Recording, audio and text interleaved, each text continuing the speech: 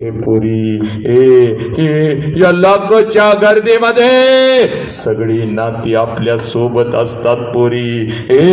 या लाखोच्या गर्दीमध्ये सगळी नाती आपल्या सोबत असतात पुरी. पण हक्काचा बापाचा खांदा निघून जातो. ज्या खांद्यावरती आपलं डोकं टेकवावं आणि भडा भडा भडा भडा भडा भडा भडा आपल्या वेदना आपल्या बापाला सांगाव्या, तो बापाचा खांदा निघून जातो पुरी.